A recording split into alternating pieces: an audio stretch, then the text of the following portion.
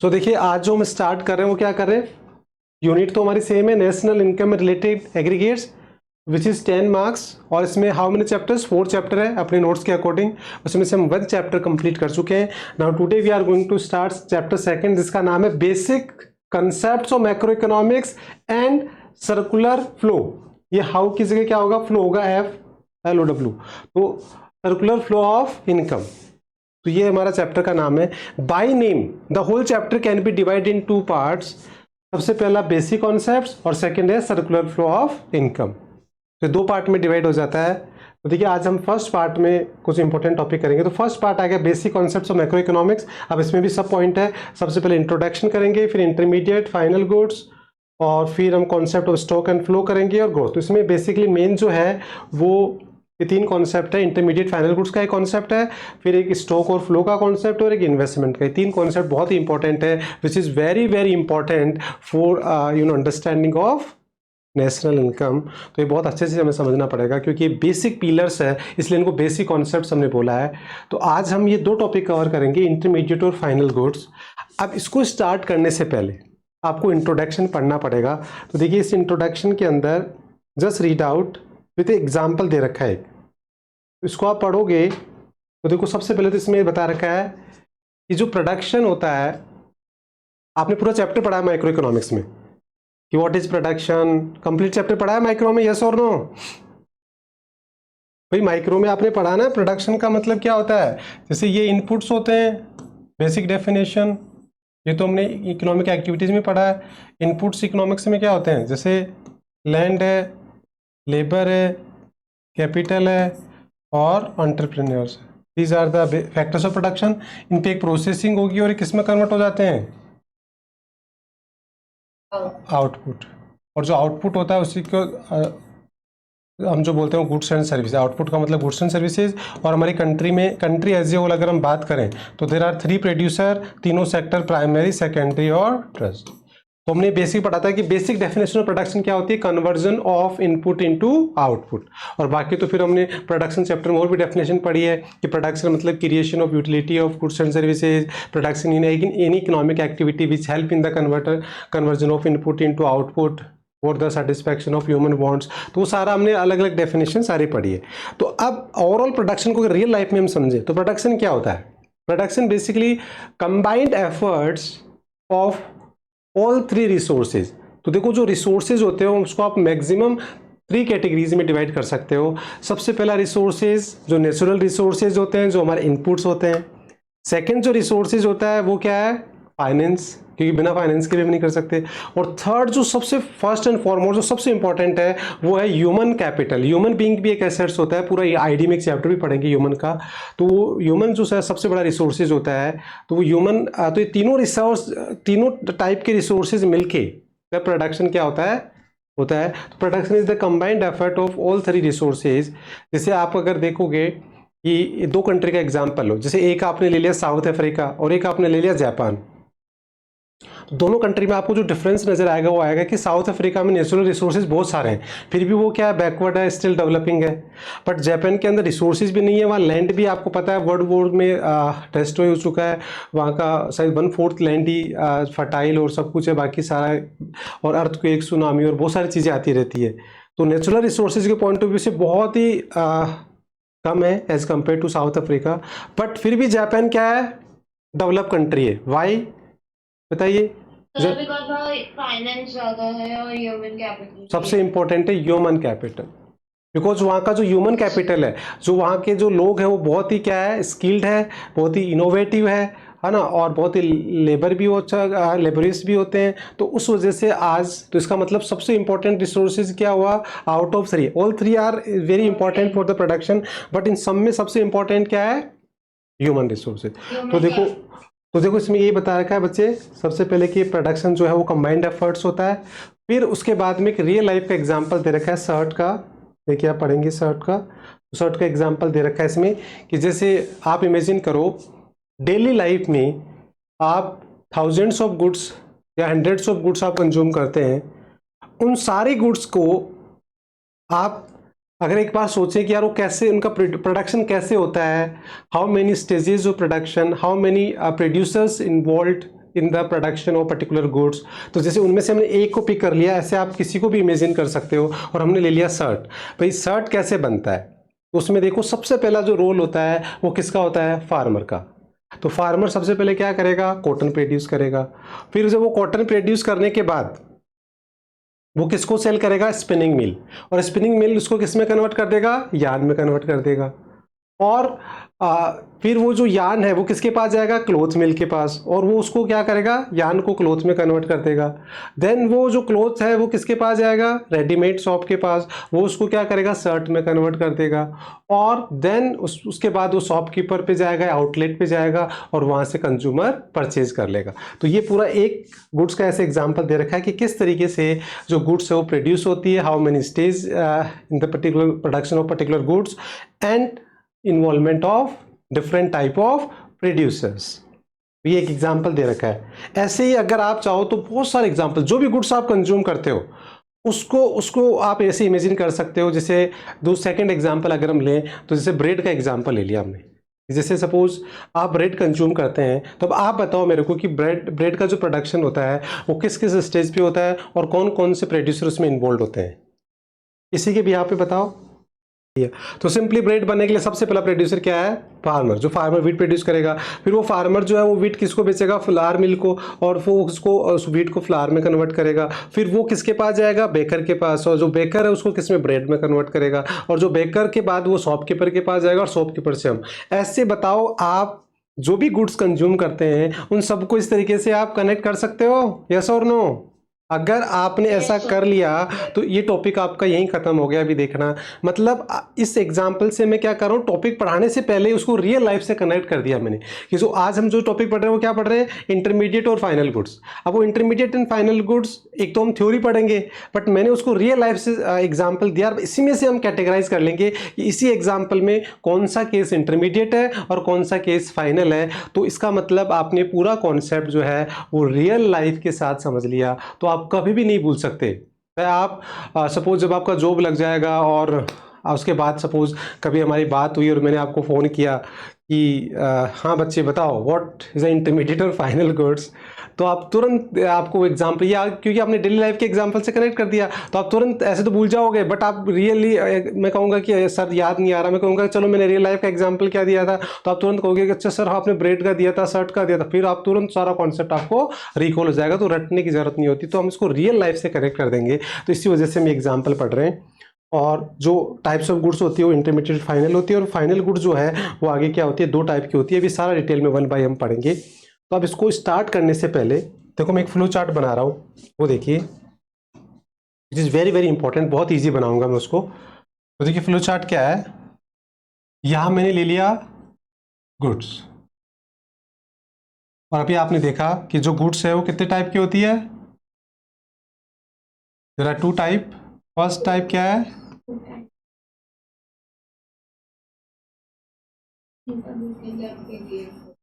Intermediate, और second क्या होता है, फाइनल। ठीक है, ये हमने पढ़ा कि ये 2 टाइप की होती है। अब देखिए बच्चे, इसमें एक कॉमन कीवर्ड्स है वो डिस्कस करते हैं हम। दोनों में मैं कॉमन लिखूंगा अभी, और वो कॉमन क्या है देखिए, सबसे पहले यहाँ पे मैंने क्या लिखा अभी मैं समझाऊंगा आगे, सेल्स। और यहाँ पे क्या लिख रहा हूँ मैं, सेल, सेल ही लिख लेते हैं, ठीक है। उसके बाद यहाँ भी मैं कॉमन वर्ड लिखूंगा,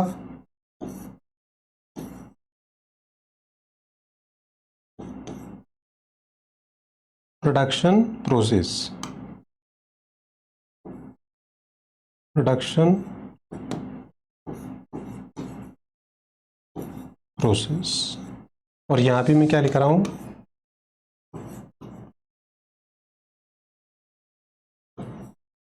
प्रोडक्शन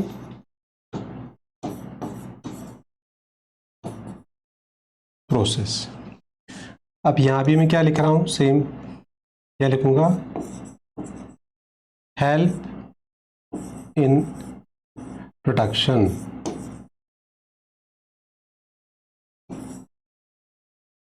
हेल्प इन प्रोडक्शन, और यहाँ भी क्या लिख रहा हूँ मैं, हेल्प इन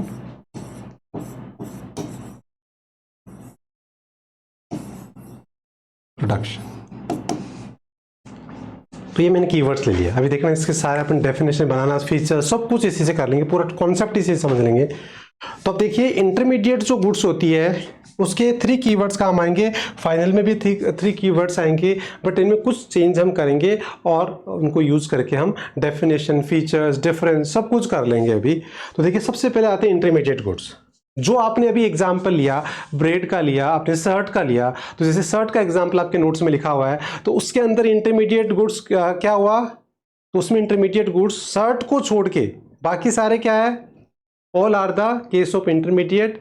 जैसे जो कॉटन है वो भी इंटरमीडिएट होगा, जो स्पिनिंग मिल ने क्या किया, यार्न में कन्वर्ट किया, वो भी इंटरमीडिएट होगा, और जो क्लोथ है वो भी इंटरमीडिएट होगा। तो आप how can you define the intermediate, तो इन कीवर्ड्स को यूज करेंगे हम और हम डेफिनेशन करेंगे। तो देखो कैसे करेंगे कि इंटरमीडिएट गुड्स क्या होती है, जो क्या होती है, रीसेल हो रही है। अब आपने देखा कि हमने किसको इंटरमीडिएट बोला, कॉटन को बोला, यार्न को बोला और क्लोथ को बोला। क्यों, क्योंकि वो क्या हो रहा है, बार बार रीसेल हो रहा है इन सेम अकाउंटिंग ईयर। जैसे जो प्रोडक्शन हो रहा है तो सबसे पहले क्या हुआ, कॉटन बना, कॉटन रीसेल किसके पास हुआ, स्पिनिंग मिल के पास, और वो उसने किस में, कॉटन को किस में कन्वर्ट कर दिया, यार्न में। फिर यार्न जो है वो किसके पास गया, रेडीमेड शॉप के पास, उसने उसको क्या कर दिया, क्लोथ मिल के पास, उसने उसको क्लोथ में कन्वर्ट कर दिया, और फिर क्लोथ किसके पास गया, रेडीमेड शॉप के पास, उसने शर्ट में कन्वर्ट कर दिया। तो इसका मतलब ये जो कॉटन है वो बार बार हर स्टेज पे जा जाके अपनी फॉर्म चेंज कर रहा है और बार बार क्या हो रहा है, रीसेल हो रहा है। दैट्स वाई जो ये सारे क्या है, एग्जाम्पल ऑफ इंटरमीडिएट। बट यही शर्ट देखिए, शर्ट कौन लेके गया, कंज्यूमर, और कंज्यूमर उसको जाके आगे रीसेल करेगा क्या, नहीं करेगा। ठीक है, तो इसलिए फाइनल गुड्स में क्या हो जाएगा, डू नॉट, जो हम बाद में डिस्कस करेंगे। अब फिर सेकंड कीवर्ड क्या यूज करेंगे, प्रोडक्शन प्रोसेस। तो इसमें हम क्या लगाएंगे, विद इन वर्ड लगा देंगे, विद इन प्रोडक्शन प्रोसेस। तो आपने देखा कि कॉटन, यार्न, क्लोथ, ये सारे क्या है, with in the production boundary line. अभी इसका क्या मतलब है, with in the production boundary line मतलब स्टिल क्या हो रहा है, उस पर कुछ ना कुछ वैल्यू एडिशन हो रही है। जैसे कॉटन जो है वो यार्न में बन गया, यार्न क्लोथ में बन गया, क्लोथ शर्ट में। इसका मतलब वो अभी प्रोडक्शन बाउंड्री लाइन से बाहर नहीं आया। बाहर नहीं आने का मतलब कि उस पर processing still is going on, कि कहीं ना कहीं उस पर कोई ना कोई उसका क्या हो रहा है, मॉडिफिकेशन हो रहा है, उस पर प्रोसेसिंग हो रही है, तो उसको बोलते हैं with in the production boundary line. But अगर उसी एग्जांपल में अगर आप शर्ट को देखें तो शर्ट क्या हो गया, उस पर कुछ आगे फर्दर कुछ वैल्यू एडिशन होगा क्या, नहीं होगा, क्योंकि वो एक बार बन गया, अब वो वही रहेगा। तो इसका मतलब वो प्रोडक्शन बाउंड्री लाइन से बाहर आ गया, क्योंकि उस पर अब कोई वैल्यू एडिशन नहीं हो रहा, कोई उस पर प्रोसेसिंग नहीं हो रही। बट उससे पहले जो भी सारी चीज़ें उनमें कहीं ना कहीं कोई ना कोई प्रोसेसिंग होती जा रही है, तो उसको हम बोलते हैं with in the production boundary line. With in the production boundary line का मतलब समझ में आ गया क्या आप लोगों को, यस और no. Within production boundary मतलब जिसके अंदर वो प्रोसेसिंग के अंदर है, और प्रोसेसिंग का मतलब कि उसके अंदर मॉडिफिकेशन हो रहा है, कन्वर्जन हो रहा है, वैल्यू एडिशन हो रहा है। ठीक है, देन फिर उसके बाद में थर्ड वर्ड क्या होगा, help in the further production as inputs, as inputs. तो आपने देखा यार्न को बनाने के लिए इनपुट क्या काम आ रहा है, कॉटन। क्लोथ को बनाने के लिए इनपुट क्या काम आ रहा है, यार्न। और शर्ट को बनाने के लिए क्या काम आ रहा है, क्लोथ। इसका मतलब ये ऑल आर प्रोडक्शन में हेल्प कर रहे हैं, बट कैसे कर रहे हैं, एज ए इनपुट हेल्प कर रहे हैं। ठीक है, तो इसका मतलब कोई भी इंटरमीडिएट गुड्स होगी उसके 3 ये फीचर्स होते हैं, कीवर्ड्स होते हैं। अब इन तीनों को आप कंबाइन करके डेफिनेशन बना सकते हैं। तो intermediate goods it means these are those goods, तो आप ये तीनों कीवर्ड यूज कर लो। Intermediate goods are which resale in the resale comma within the production boundary line या production process and help in the further production as a input during an accounting year is called intermediate goods. अब जैसे बाकी बच्चे क्या करते हैं, marks कैसे करते हैं, देखो मैंने आपको पहले बताया था कि हमारी लड़ाई जो है वो हाफ मार्क्स की है, कि हमारे आंसर को कोई चैलेंज नहीं करे। बच्चे क्या करेंगे, आप पूछना कभी क्लास में बच्चों से, तो आप उनको पूछोगे कि भाई इंटरमीडिएट गुड्स की डेफिनेशन बताओ, तो आपको सरप्राइज होगा कि वो बच्चे इनमें से या तो एक ही कीवर्ड्स यूज करके क्या करा देंगे, वो बोल देंगे कि intermediate goods are those goods which are resale in the same accounting year, या वो मैक्सिमम से मैक्सिमम 2 कीवर्ड्स ले लेंगे। बट 3 कीवर्ड्स आपको, शायद ऐसा कोई बच्चा होगा आपके फ्रेंड्स, आपकी क्लास में, आपके कोई भी, आप एक ट्राई करके देखना ये कि वो तीनों कीवर्ड्स को एक साथ यूज करके डेफिनेशन बनाए। तो हम हमारे आंसर को परफेक्ट कर रहे हैं कि मैक्सिमम जो है वो जो कीवर्ड्स यूज होते हैं इंटरमीडिएट गुड्स के लिए वो दीज आर द 3, और तीनों को मैंने अलग अलग समझा दिया कि रीसेल का मतलब क्या है, सेम एग्जाम्पल से within the production boundary line का क्या मतलब है, in the same example of shirt and the help in the further production as a input, वो भी एक ही एग्जाम्पल से हमने समझ लिया। ठीक है, सो ये तीनों वर्ड समझ में आए क्या आपको, और इन तीनों को मिला के हम क्या बना देंगे, डेफिनेशन ऑफ इंटरमीडिएट गुड्स। तो अब डेफिनेशन आपको रटने की जरूरत नहीं है। देखो अब मैंने क्या किया, यहाँ लिंक देखो, मैंने क्या लिंक क्रिएट किया। अब हम उल्टा चलते हैं।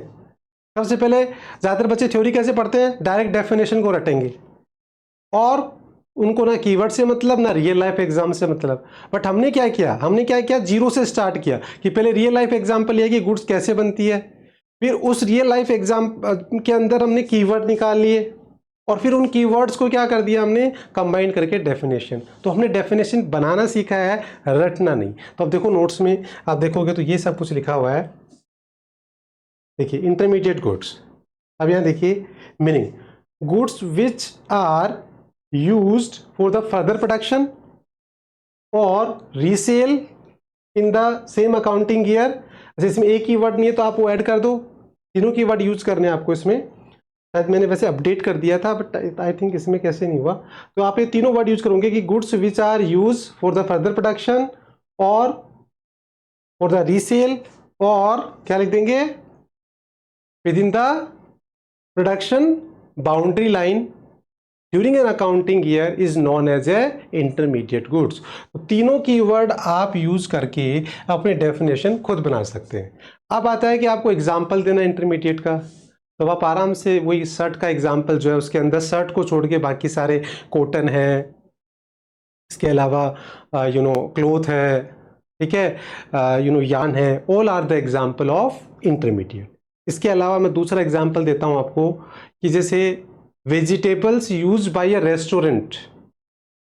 ठीक है, क्या होगा, ये वेजिटेबल एक रेस्टोरेंट यूज करेगा तो क्या है, कैसे यूज करेगा उसको, इन तीनों कीवर्ड्स में से बताओ, इन तीनों कीवर्ड्स में से कौन सा कीवर्ड आ रहा है उसमें कि वेजिटेबल को कैसे यूज करेगा, इनपुट। क्योंकि वो उसके लिए क्या है, एक रेस्टोरेंट के लिए जो ग्रीन वेजिटेबल है वो एज ए इनपुट काम करेगा, तो ये कीवर्ड वहां प्रॉपर बैठेगा। दूसरा एग्जाम्पल मैं देता हूं कि एक car sale by the dealer, एक डीलर जो है वो कार को सेल कर रहा है तो वो इंटरमीडिएट है। तो अब इसमें से कौन सा कीवर्ड आ रहा है, सर प्रोडक्शन बाउंड्री लाइन, नहीं रीसेल आ गया ना, वो तो मैंने ही बोल दिया कि भाई car sale by a dealer. तो कार अगर एक डीलर को सेल करेगा तो क्या कर रहा है, उसको रीसेल कर रहा है, उसने खरीदा और उसके बाद, और अगर वही car purchase by a household तो हाउस होल्ड उसको क्या करेगा, रीसेल नहीं करेगा, तो फाइनल हो गई। बट डीलर उसको क्या करेगा, रीसेल कर रहा है, क्योंकि उसने मान लो टाटा से खरीदी और टाटा से खरीद के उसको आपको दी, तो उसने क्या किया, उसको रीसेल किया, तो वो रीसेल वाला कीवर्ड इसके अंदर आ जाएगा।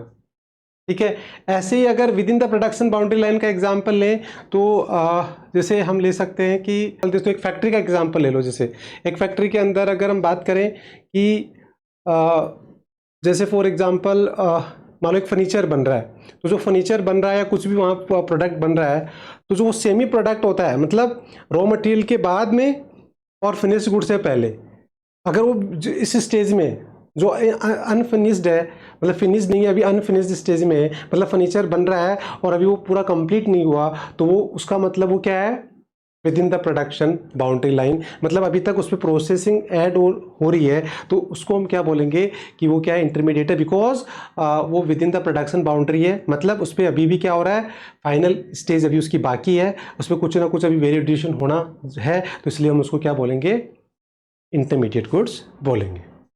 तो तीनों कीवर्ड आपको रियल लाइफ एग्जांपल से समझ में आ गया क्या? Yes. तो अब देखिए सबसे पहला क्या हो गया, मीनिंग हो गया। एग्जाम्पल्स, आप अगर मैंने 2 एग्जाम्पल दिए, ऐसे रियल लाइफ में आप जितने भी गुड्स यूज़ करते हैं उन सब में आप एग्जाम्पल क्रिएट कर सकते हैं और आप एग्जाम्पल दे सकते हैं। अब आते हैं फीचर्स। तो फीचर्स देखिए, फीचर्स के अंदर अब देखो यहाँ प्रोडक्शन बाउंड्री लाइन को इसे डायग्राम से भी समझा रखा है कि जैसे प्रोडक्शन बाउंड्री लाइन में जैसे यहाँ देखिए फार्मर्स प्रोड्यूसेस द व्हीट, तो वो एक प्रोडक्शन बाउंड्री लाइन में ही है। ये तीनों प्रोडक्शन बाउंड्री लाइन में, तो इन तीनों को कंबाइनली हम क्या बोलेंगे, प्रोडक्शन बाउंड्री लाइन। और जैसे ही क्या हो गया, ब्रेड बन गया, तो वो क्या हो गया, तो ब्रेड को छोड़ के बाकी तीनों को एक साथ अगर हम बोले तो क्या है, with in the production boundary line. ऐसे भी हम एग्जांपल से समझ सकते हैं। तो प्रोडक्शन बाउंड्री लाइन आपको समझ में आ रही है। अब देखो जो कीवर्ड मैंने यूज किए उसी से फीचर्स बन गए। सबसे पहला कीवर्ड में बस क्या किया, intermediate goods are pass through the production process. इसका मतलब वो within the production, pass through the production process बोलिए या विद इन द प्रोडक्शन, तो ये वो कीवर्ड वही है जिसको मैंने बहुत अच्छे से समझा दिया। उसका डायग्राम भी नीचे दे रखा है। देन उसके बाद में intermediate goods are use for further production as input, इसको आगे लिख लेना एज ए इनपुट, है ना। तो आगे हम इसमें लिखना एज ए इनपुट, तो वो एज ए इनपुट यूज होता है, वो भी मैंने समझा दिया। जैसे यहाँ एज ए इनपुट क्या यूज हो रहा है, अगर यहाँ देखिए जो मील है वो वीट को यूज करा तो मील उसको वीट के लिए यूज करा तो वीट उसके लिए क्या हो गया, एज ए इनपुट हो गया।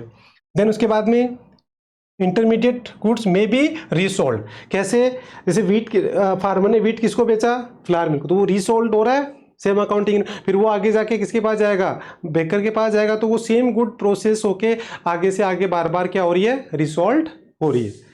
और एक जो फीचर्स है वो मैं बाद में समझाऊंगा आपको, अभी समझ में नहीं आएगा। Intermediate goods are not included in the consumption of calculation of national income. ये पॉइंट हमारे को चैप्टर 4 पढ़ेंगे तो उस टाइम में मैं एक न्यूमेरिकल एग्जाम्पल से समझाऊंगा, तब आपको बहुत अच्छे से समझ में आ जाएगा कि इंटरमीडिएट गुड्स को हम नेशनल इनकम में काउंट नहीं करते, क्योंकि वो डबल काउंटिंग होती है। अब डबल काउंटिंग क्या होती है ये मैं आपको चैप्टर 4 में विद ए न्यूमेरिकल एग्जाम्पल समझाऊंगा, तो फिर आपको ये पॉइंट अच्छे से समझ में आ जाएगा। जब तक बस आप इतना सा समझो कि इंटरमीडिएट गुड्स को नेशनल इनकम में काउंट नहीं करते, और क्यों नहीं लेते, डबल काउंटिंग। अभी डबल काउंटिंग क्या होता है वो भी आपको आगे समझ में आएगा। तो बाकी जो 3 पॉइंट है वो तीनों कीवर्ड्स ही है, यस और नो। Yes. तो बताओ जो कीवर्ड्स है कितनी कमाल की चीज है, 3 कीवर्ड्स है, इन तीनों से क्या बन गया, डेफिनेशन, इन्हीं से क्या बन गया, एग्जाम्पल, इन्हीं से क्या बन गए, फीचर्स, और इन्हीं से आगे जाके क्या हो जाएगा, डिफरेंस बिटवीन इंटरमीडिएट फाइनल, क्योंकि ये बेसिस में डाल देंगे हम तो डिफरेंस भी हम कर लेंगे। तो सारा कमाल ही केवल 3 वर्ड, मतलब कुल मिला के मैं जब आपके कंक्लूड करूंगा इंटरमीडिएट फाइनल, तो मैं आपको कहूंगा कि आपको इंटरमीडिएट फाइनल गुड्स को समझने के लिए और याद रखने के लिए ओनली 3 वर्ड्स याद रखने हैं, बाकी आप सब कुछ उसको डेवलप कर लोगे। तो ये ऐसे इंटरमीडिएट होगा। अब इंटरमीडिएट में कीवर्ड्स हमने कैसे यूज किए, बस आप इसमें थोड़ा सा लिटिल बिट चेंज करेंगे और उसको हम फाइनल गुड्स को भी समझ लेंगे। तो शायद अब आप ही बता दोगे कि इसमें क्या चेंज करेंगे। तो देखिए फाइनल गुड्स में कीवर्ड में क्या चेंज आएगा, यहाँ रीसेल आ रहा है तो यहाँ क्या आएगा, बताओ, डू नॉट, ठीक है, डू नॉट रीसेल आ जाएगा। यहाँ क्या आ जाएगा, cross the production boundary line, production boundary line को क्रॉस कर चुका है वो, ये विद इन था, ये क्या आ जाएगा, क्रॉस हो जाएगा। और ये क्या हो जाएगा, help in the further production, help in the production as an assets, as an assets. जैसे स्कूल के अंदर school bus use by school और पेट्रोल और diesel purchase by school for the school bus, आप इन दोनों में फर्क बताओ आप क्या है। तो ये वर्ड यूज होगा और उसमें भी यही वर्ड यूज होगा, कीवर्ड ये यूज होने वाला है, क्योंकि जो बस यूज हो रहा है वो एज ए एसेट्स, क्यों, उसका एसेट्स बन गया ना, ठीक है, तो एसेट्स यूज हो गई उसकी, क्योंकि वो उसको 2 साल 3 साल 4 साल 5 साल उसको यूज करता रहेगा। जैसे IAS कोई मेरे को लगता है जब से इस्टेब्लिश हुआ तब से बहुत सारी बसें तब से यूज हो रही है, तो इसका मतलब वो क्या हो गया, एसेट्स यूज हो रही है, एज ए एसेट्स यूज हो रहा है वो, ठीक है। और जो पेट्रोल डीजल है वो एज इनपुट, तो ये ही आपने तुरंत बता दिया, इसका मतलब आपको कॉन्सेप्ट समझ में आ गया। तो एज ए एसेट्स क्या होता है और एज ए इनपुट क्या होता है।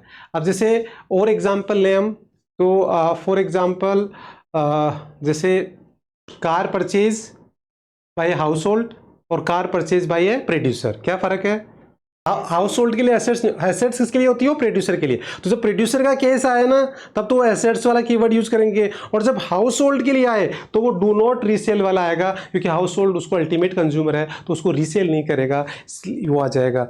और जो car purchase by A school, तो वो तो बस वाला एग्जाम्पल हो गया कि वो उसको एज ए एसेट्स यूज करेगा, और वही कार परचेज बाय अगर हाउस होल्ड उसको करेगा तो इसका मतलब वो उसको रीसेल नहीं कर रहा है। Is it clear? दोनों ही फाइनल है, मतलब कार दोनों ही फाइनल है, बट कीवर्ड अलग अलग यूज हो रहा है, इसलिए मैं कीवर्ड के लिए समझाया मैंने आपको। कार दोनों ही केस में फाइनल है, क्योंकि देखो आगे हम पढ़ेंगे जो फाइनल गुड्स है उसके दो टाइप होते हैं, एक कंज्यूमर गुड्स और एक कैपिटल और प्रोड्यूसर गुड्स। तो उस टाइम में आपको और से समझ में आ जाएगा कि सेम गुड जो है वो फाइनल है, पर प्रोड्यूसर के लिए वो क्या एसेट्स है, और वो कंज्यूमर के लिए क्या हो रहा है? डू नॉट रीसेल, इस वजह से वो फाइनल है। ठीक है? और क्रॉस द प्रोडक्शन प्रोसेस में जैसे शर्ट आपने देखा, जैसे ब्रेड आपने देखा, तो वो एग्जांपल है कि वो प्रोडक्शन प्रोसेस से बाहर निकलेगा। इसका क्या मतलब हुआ कि क्रॉस द प्रोडक्शन बाउंड्री या प्रोडक्शन प्रोसेस, बोलो। जैसे मैंने यानी उसमें अब और कोई मॉडिफिकेशन नहीं हुई। बिल्कुल यही वर्ड सुनना था मेरे को कि अब उसमें और कोई वैल्यू एडिशन नहीं हो रही, उसमें कोई और मॉडिफिकेशन या कोई प्रोसेसिंग नहीं हो रही, क्योंकि अब वो फाइनल, जैसे स्कूल का फर्नीचर है, अब वो स्कूल का फर्नीचर है, मशीनरी, कार है, वो फाइनल क्या होगा? वो वैसी रहेगी, चाहे आप 10 डेज बाद देखो, 10 ईयर्स बाद देखो, क्योंकि उसमें अब वो कोई फर्दर प्रोसेसिंग नहीं होगी। इसका मतलब प्रोडक्शन बाउंड्री लाइन से बाहर है। तो बताओ, फाइनल गुड्स को केवल आपने कुछ कीवर्ड्स यूज करके, कुछ लिटिल बिट चेंज करके, आपने इन्हीं कीवर्ड, सेम कीवर्ड को ही हमने फाइनल गुड्स में यूज कर लिया, सेम कीवर्ड को ही हमने क्या कर लिया, तो याद तो आपको 3 कीवर्ड्स ही रखने, बस उसमें थोड़ा सा चेंज करके हम इंटरमीडिएट की डेफिनेशन बना लेंगे और उसी से हम क्या कर लेंगे? फाइनल गुड्स बना। बस ये फ्लेक्सिबिलिटी हमें चाहिए, बाकी बहुत ईजी टॉपिक हो जाता है। तो फाइनल गुड्स की डेफिनेशन क्या बन जाएगी? इन तीनों कीवर्ड्स को मिला दो कि फाइनल गुड्स आर दोज जो क्या होगा? टू नॉट रीसेल और cross the production boundary line और help in the further production as a assets. बस वैसे तीनों वर्ड को यूज करके आप डेफिनेशन बना रहे हो। और एक डेफिनेशन आपके नोट्स में क्या दे रखी है, वो इसके टाइप वाली डेफिनेशन दे रखी है कि फाइनल गुड्स क्या है कि those are use by the consumer और द प्रोड्यूसर। तो वो आगे हम इसका टाइप पढ़ेंगे तो वो डेफिनेशन आपको टाइप की बात समझ में आ जाएगी। तो देखो नोट्स में क्या दे रखा है डेफिनेशन, देखिए, goods which are used not used for the further production, do not pass through the production process or do not get the transformed in the production। मतलब वो क्या होगा? प्रोडक्शन बाउंड्री लाइन से, मतलब वो एज एसेट्स यूज हो रहा है। इस लाइन का मतलब क्या है? Do not gate transformed in the production. इसका मतलब वो क्या है? एज ए क्या हो रहा है? एसेट्स यूज हो रहा है।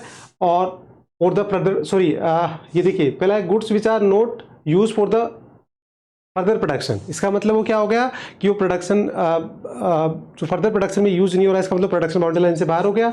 Do not pass through the production, sorry इसमें देखिए क्या लिखा हुआ है, do not use for the further production. तो इसका मतलब वो फर्दर प्रोडक्शन में यूज नहीं होगा। तो इसका क्या मतलब हुआ कि वो एज ए वो एसेट्स बन गया, या वो क्या बन गया? कंज्यूमर बन गया। क्या तो वो कंज्यूमर गुड्स बन गई या वो प्रोड्यूसर गुड्स बन गई। और do not pass through the production, मतलब प्रोडक्शन बाउंड्री लाइन को क्रॉस कर चुका, मतलब उसमें कोई वैल्यू एडिशन नहीं होगी। और do not gate transformed in the production, इसका मतलब वो एज ए इनपुट काम नहीं आएगा।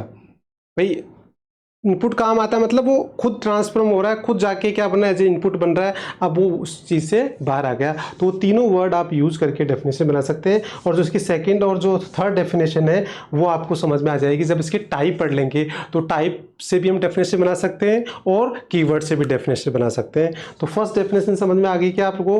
सो बच्चे, डेफिनेशन कैसे बनाएंगे हम? इन तीनों कीवर्ड्स को यूज करके बनाएंगे। तो आप इन तीनों वर्ड को कीवर्ड को यूज करके बताओ डेफिनेशन क्या होगी? टेल मी।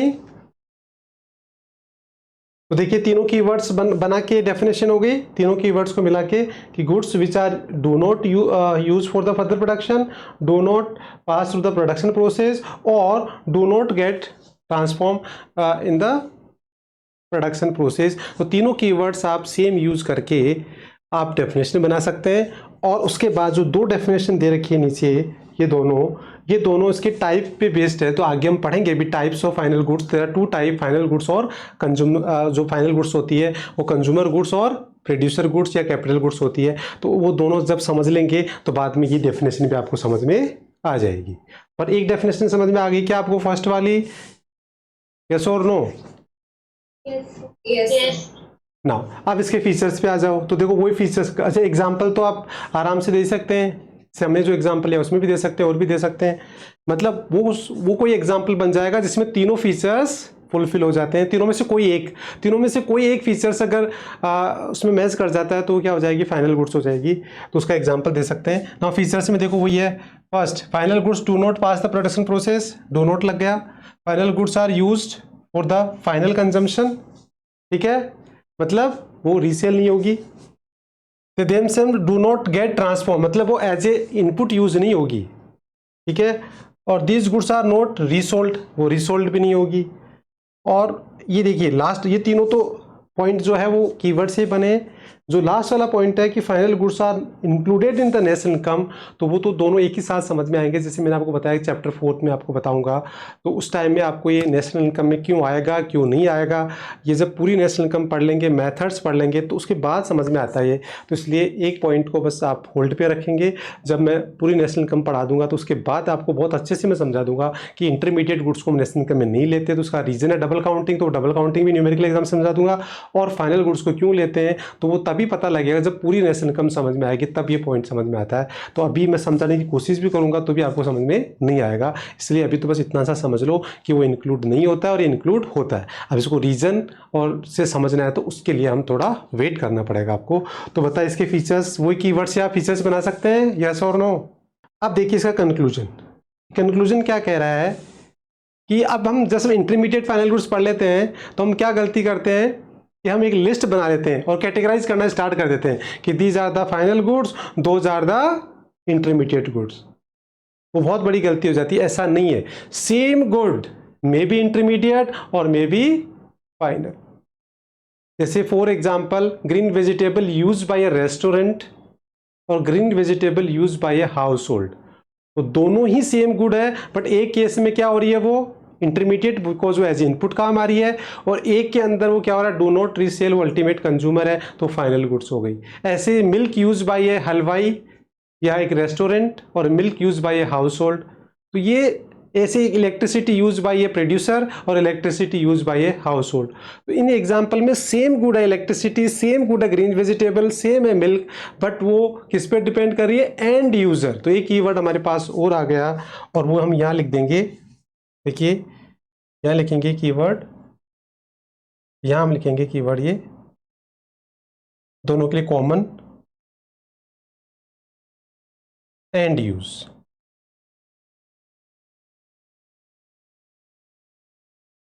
इस पे डिपेंड करती है एंड यूज पे। तो आप ऐसे कैटेगराइज मत करना कि same good may be intermediate और मे बी फाइनल, वो एंड यूज पे काम करा। जैसे एंड यूज है कि जो मिल्क है वो एंड यूज पे डिपेंड करता है कि अगर उसको कंज्यूमर यूज कर रहा है फॉर द कंजम्पशन और सेटिस्फैक्शन तो वो क्या हो गया? फाइनल। और अगर उसको कोई रेस्टोरेंट यूज कर रहा तो उसको एज इनपुट लेगा, तो इसलिए वो इंटरमीडिएट हो गया। तो इसका मतलब एंड यूज वर्ड समझ में आ गया क्या मतलब है? अब देखिए नेक्स्ट आ जाए टाइप्स ऑफ फाइनल गुड्स। और टॉपिक आ गया टाइप्स ऑफ फाइनल गुड्स। तो देखिए टाइप्स ऑफ फाइनल गुड्स है, उसके दो टाइप होते हैं। ये जो फाइनल गुड्स होती है वो 2 टाइप्स की होती है। फाइनल गुड्स क्या होती है वो तो हमें समझ में आ गया। अब उसके भी फर्दर क्लासिफिकेशन होते हैं 2, एक कंज्यूमर गुड्स और एक क्या होती है? कैपिटल गुड्स, या उसको हम प्रोड्यूसर गुड्स भी बोलते हैं। तो अब पहले समझते 1 बाय 1 कंज्यूमर गुड्स। तो ये बाय नेम ही क्लियर है, कंज्यूमर गुड्स मतलब which is ultimately use by the consumer. और कंज्यूमर उसको यूज क्यों करेगा? और सेटिस्फैक्शन। तो डेफिनेशन भी बन गई कि consumer goods are those goods which use by the consumer for the satisfaction. तो डेफिनेशन दे रखी है। अब जो कंज्यूमर जो गुड्स एंड सर्विसेज होती है वो फर्दर क्लासिफाइड इन 4 पार्ट्स। तो आप देखिए पहले ये समझ लीजिए कि गुड्स और सर्विस में क्या डिफरेंस होता है। टेंजिबल और इंटेंजिबल। Intangible, yes sir. भाई आप कॉमर्स वाले तो बैलेंस शीट पढ़ते हैं, तो बैलेंस शीट में एसेट्स टेंजिबल भी होती है, तो वो तो बिल्कुल बेसिक्स होता है, तो आप लोग ये तो पढ़ते हो। तो टेंजिबल इंटेंजिबल, अब ह्यूमैनिटीज वाले बताओ इन दोनों वर्ड का क्या मतलब है, देखते हैं, बता देते हैं। जैसे फॉर एग्जाम्पल मैंने आपको बुक दी, मैंने आपको बुक दे रहा हूं, तो वो क्या है? टेंजिबल है, मतलब जिसको हम टच कर सकते हैं, जो सॉलिड है, तो वो क्या है? जो विजिबल है वो क्या है? टेंजिबल।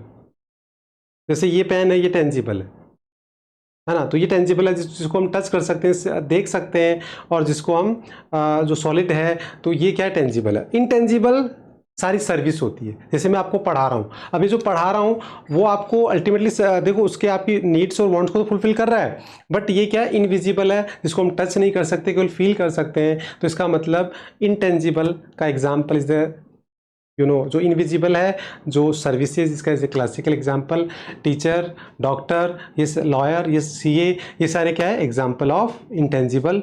और जो भी हमारी गुड्स होती है, जो सारी गुड्स आप यूज करते हो, जिसको आप टच कर सकते हो, जिसको आप जो विजिबल है, वो क्या है। तो आई होप क्लियर है क्या ये टेंजिबल इंटेंजिबल। आपको ये वर्ड समझ में आ गया। तो अब देखो, एक तो होती है गुड्स और एक होती है सर्विस। कोई आपसे बोले कि भाई दोनों में क्या डिफरेंस है, तो आप इसी वर्ड से डिफरेंस कर सकते हो कि जो गुड्स होती है वो टेंजिबल होती है और जो सर्विस होती है वो इंटेंजिबल होती है। तो ये प्रॉपर डिफरेंस करने के लिए कीवर्ड यूज करना पड़ता है, बाकी मैंने आपको समझा दिया। तो जो कंज्यूमर गुड्स होती है वो दो तरह की होती है, एक सर्विस होती है और एक गुड्स होती है। अब सर्विस जो गुड्स होती है वो भी फर्दर क्लासिफाइड इन 3 पार्ट। एक होती है ड्यूरेबल, एक होती है सेमी ड्यूरेबल, और एक होती है नॉन ड्यूरेबल। अब इनमें क्या डिफरेंस होता है, इसको दो तरीके से समझ सकते हैं आप। एक तो आप एग्जाम्पल से समझ सकते हैं और एक टाइम पीरियड से समझ सकते हैं। तो देखो, टाइम पीरियड से समझाता हूँ, फिर मैं एग्जाम्पल से समझाता हूँ। टाइम पीरियड की अगर हम बात करें, ड्यूरेबल, ड्यूरेबल का मतलब मोर देन 5 ईयर्स, 5 साल से ज़्यादा। जैसे हमारा हाउस है, जैसे हमारी कार है, तो जो बहुत ज़्यादा लॉन्ग पीरियड के लिए हम यूज़ करते हैं, तो वो क्या है, ड्यूरेबल गुड्स। सेमी ड्यूरेबल मतलब मोर देन 1 ईयर। तो जैसे हमारे क्लोथ्स हैं, इलेक्ट्रिक आइटम्स हैं, जो मोर देन 1 ईयर से लेके 5 ईयर्स तक जो यूज होते हैं, वो सेमी ड्यूरेबल गुड्स हैं। और जो नॉन ड्यूरेबल होती है, जो पेरिसेबल गुड्स होती है, जैसे मिल्क है, फ्रूट्स है, जो जिसको we can't store for the long period, और वो जल्दी क्या हो जाते हैं, खराब हो जाते हैं, तो वो क्या हो जाते हैं हमारे जो नॉन ड्यूरेबल होती है। तो देखो, 3 चीज़ें होती है, ड्यूरेबल, एग्जाम्पल दे रखे हैं, और मैंने बता दिया टाइम पीरियड दे रखा है, सेमी ड्यूरेबल, टाइम पीरियड और एग्जाम्पल दे रखा है, और नॉन ड्यूरेबल। तो जस्ट रीड आउट, बहुत ईजी है। सर्विस ऑलरेडी डिस्कस कर चुके हैं, सर्विस क्या होती है। तो इंटेंजिबल होती है, लाइक एग्जाम्पल डॉक्टर, टीचर, वो सारा हमने डिस्कस कर लिया। तो अब फाइनली हम क्या कह सकते हैं कि जो कंज्यूमर गुड्स होती है वो कितने टाइप हो गए, how many types of consumer goods, 3 times. 4। Consumer goods and services मतलब 4 टाइप हो गया कंज्यूमर गुड्स एंड सर्विसेज, जिसके अंदर durable, non durable, semi durable और सर्विस। तो ये इसी के अंदर आ जाते हैं पूरे गुड्स, मतलब गुड्स के अंदर गुड्स एंड सर्विसेज मतलब इसी के अंदर आ गया पूरा। तो ये 4 टाइप हमारे हो गए। अब चलते हैं कैपिटल गुड्स, जिसको हम प्रोड्यूसर गुड्स भी बोलते हैं। कैपिटल गुड्स बोलिए या प्रोड्यूसर गुड्स। अब ये क्या होती है, तो वो हम ऑलरेडी डिस्कस कर चुके हैं। जैसे car use by A household, तो कंज्यूमर में चला गया और ड्यूरेबल में चला गया। और वही car use by a producer, तो वो क्या हो गई, एसेट्स बन गई, और वो कैपिटल गुड्स हो गई और प्रोड्यूसर गुड्स हो गई। वो भी फाइनल है, बट वो फाइनल है प्रोड्यूसर गुड्स। और जो कार जो कंज्यूमर के लिए है वो भी फाइनल है, बट वो कंज्यूमर गुड्स है। एक ही एग्जाम्पल से दोनों चीज समझ में आ गई। तो कैपिटल गुड्स और producer goods are those goods which are क्या होगी, यूज एज ए एसेट्स, जैसे मशीनरी, टूल्स एंड ऑल। तो वो सारा मीनिंग और एग्जाम्पल दे रखा है। अब देखिए, अगर इतना डिस्कस किया तो ये डिफरेंस आपको समझ में आ जाना चाहिए बिल्कुल। तो दोनों के अंदर डिफरेंस कर दिया हमने, तो इससे बिल्कुल ही क्लियर हो जाएगा आपको कि जो कंज्यूमर गुड्स और कैपिटल गुड्स में क्या डिफरेंस होता है। बस रीड आउट बहुत ईजी है। सबसे पहले यूज आ गया, फिर सेटिस्फैक्शन हो गया, और फिर नेचर हो गया। तो इनडायरेक्टली कैसे, भाई जैसे अभी आप, कैपिटल गुड्स। जैसे बिल्डिंग है, जैसे प्रोड्यूसर मान लो स्कूल अगर बिल्डिंग यूज कर रहा है, का बस यूज कर रहा है, तो वो तरीके से हमारा इनडायरेक्टली फर्नीचर है, ये इनडायरेक्टली हेल्प कर रहे हैं। और जैसे सपोज करो हम एज ए मान लो हम क्या कर रहे हैं, अगर उसको हाउस होल्ड यूज कर रहा है तो उसको डायरेक्ट हेल्प कर रहा है वो, और वो स्कूल के लिए क्या कर रहा है, इनडायरेक्ट। मतलब जो कैपिटल गुड्स होती है वो एज ए एसेट्स काम कर रही है। तो एज ए एसेट्स मतलब वो डायरेक्टली, मतलब हम उसको एज ए इनटेक नहीं कर रहे, मतलब उसको इनटेक नहीं कर रहे। जैसे हमारा घर है, तो वो एज ए इनपुट नहीं काम आ रहा, मतलब वो हमारे को हेल्प तो कर रहा है, बट वो एसेट्स कर रही है। एसेट्स क्या होती है, एसेट्स का मतलब क्या हो गया, जो लॉन्ग पीरियड के लिए हमारी बिजनेस में काम आती है। जैसे एक मशीनरी हम यूज़ करते हैं, तो वो हमारी वांट्स को तो फुलफिल कर रही है, बट वो डायरेक्टली ना करके उस मशीन का यूज़ करके हम उससे कुछ गुड्स बना के कर रहे हैं, तो इनडायरेक्ट हो गया ना, मतलब वो एक मीडियम बन गया। यस और नो। एक तो होता है आप डायरेक्ट उस गुड्स को खुद ही कंज्यूम करके, जैसे ब्रेड है, ब्रेड को आप एज ए कंज्यूमर करोगे तो उसको कंज्यूम करके आप सेटिस्फेक्शन कर रहे हो, तो हो गई कंज्यूमर गुड्स। जो डायरेक्टली आपके वांट्स को, और एक होता है कि आपने रेफ्रिजरेटर यूज कर रहे हो, आप कार यूज कर रहे हो, तो वो क्या करे आपकी इनडायरेक्टली क्या कर रही है, वांट्स को सेटिस्फाइड कर रही है, यस और नो ना। उसके अलावा इस नेचर में तो टाइप दे रखा है, टाइप्स दे रखा है। बताओ टेबल क्लियर है? अब इसके बाद में एक बहुत ही इंपॉर्टेंट चीज है एक्सेप्शन। अब एक्सेप्शन क्या है?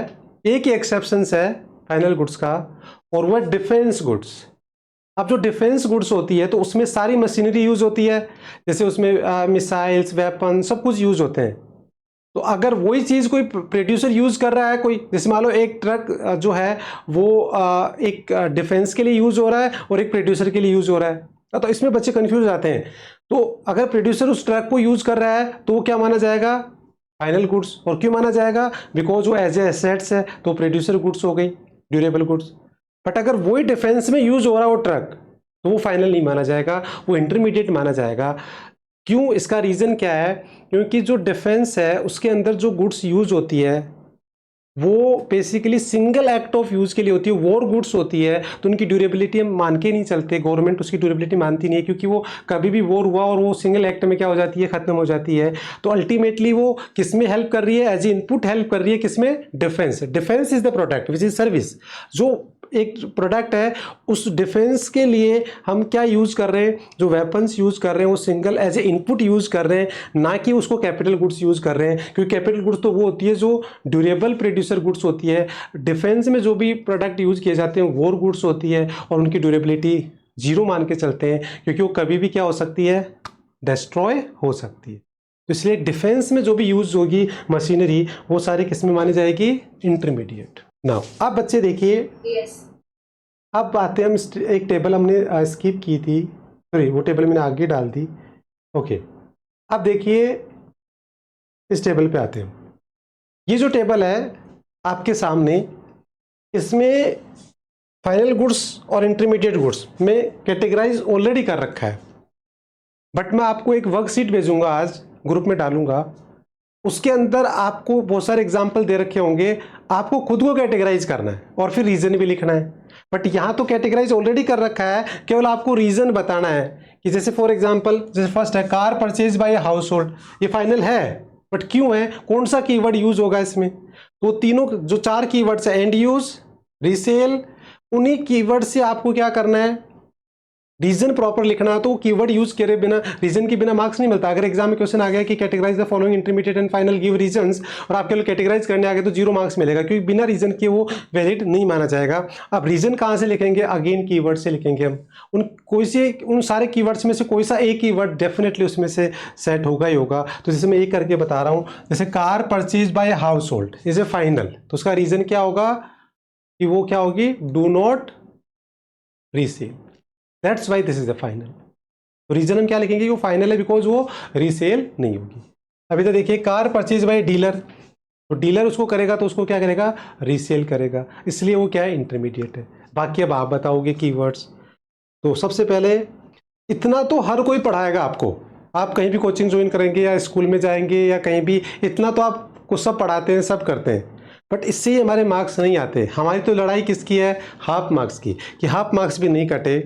तो अब देखो, मेरे साथ भी होता था, शायद आपके साथ भी होता होगा, कि हम एग्ज़ाम में जब जाते हैं तो जैसे एग्ज़ाम देने जाते हैं तो जो हम पढ़ के गए वो आता नहीं है, और जो आया वो हम पढ़ के नहीं, होता है ऐसा? यस और no? Yes sir, yes sir. But अब 12th क्लास में नहीं होगा, मैं आज आपसे प्रॉमिस कर रहा हूँ। क्यों? क्योंकि देखो इसका रीज़न मैं बताता हूँ। हम हर टॉपिक पढ़ेंगे और उस टॉपिक को पढ़ने के बाद में उसकी टारगेट स्टडी करेंगे और उसके लेवल्स ऑफ क्वेश्चन डिस्कस करेंगे। जैसे इसमें देखते हैं हम कि इंटरमीडिएट फाइनल गुड्स में क्या क्या टाइप के क्वेश्चंस बनते हैं। तो सबसे पहला क्वेश्चन बनता है 1 मार्क्स में, डेफिनेशन आ सकती है व्हाट इंटरमीडिएट और फाइनल। सेकेंड जो क्वेश्चन बनता है ये एक्सप्लेन इंटरमीडिएट और final goods with the help of an example, ये आ सकता है 3 मार्क्स में। थर्ड जो क्वेश्चन आता है वो आ सकता है what is intermediate goods, state its features, what is final goods, state its features, ये आ सकता है। फोर्थ जो आ सकता है वो आ सकता है difference between the intermediate and final. और जो फिफ्थ सबसे इंपॉर्टेंट है वो है categorise the following into intermediate and final, और उसमें पे आपको रीजन लिखना है। अब बच्चे क्या करते हैं, बाकी 4 पूरी साल पढ़ते रहते हैं, और जो लास्ट वाला है ना उसको क्या करते रहते हैं, उसकी प्रैक्टिस करते नहीं है, क्योंकि उसकी प्रैक्टिस करने के लिए आपको बहुत सारे क्वेश्चंस क्या करने पड़ेंगे, उनको कलेक्ट करने पड़ेंगे, और उन पे आपको उनको क्या करेगा, कैटेगराइज करके उनका रीजन मेरे से डिस्कस करोगे, उसमें आपको क्या करना पड़ेगा, एफर्ट्स लगाने पड़ेंगे। तो आप सोचो 90% बच्चे इस क्वेश्चन का आंसर बोर्ड में गलत करके आते हैं, मैं कॉपी चेक करते हैं, हमें पता है इस चीज़ का, क्यों, क्योंकि वो क्या करते हैं, कंफर्ट जोन में रहते हैं, समझते तो बहुत ईजी है, समझ में आ गया, आ रही है तो कर ही लेंगे, बट जो मेन फोकस आपको करना है डे 1 से वो करना है कैटेगराइज वाले पे, और कैटेगराइज वाला तभी सही होगा आपका जब आप उसकी बहुत सारी प्रैक्टिस करेंगे, डिफरेंट टाइप के क्वेश्चंस का कलेक्शन करेंगे। तो आप बहुत सारे क्वेश्चन तो मैं दे रहा हूँ आपको, एक तो देखो आपको मैंने नोट्स में दे दिए, एक मैं आपको वर्कशीट सेंड कर रहा हूँ, एक में हमने आपको स्कैनर दे दिया, उसी बीएससी में अब तक जो आए वो आपको स्कैनर में मिल जाएंगे। तो इतना सारा तो मैंने दे दिया, मैं कुछ पेपर्स लूँगा आपके, उनमें भी दे दूंगा, तो इतना होमवर्क तो मैंने कर दिया आपके लिए, इतना कलेक्शन तो मैंने करके दे दिया। बट इसके अलावा भी जैसे मान लो कभी भी आपने कहीं पढ़ा, किसी फ्रेंड से डिस्कस हुआ, कहीं आपको लगा कि यार ऐसा क्वेश्चन आ गया, सर ने डिस्कस नहीं किया था, तुरंत उसको नोट कर लिया और आके क्लास में मेरे से डिस्कस कर लिया कि सर क्या हमने ये सही किया है क्या। ये प्रैक्टिस आपको थ्रू आउट ईयर करनी है।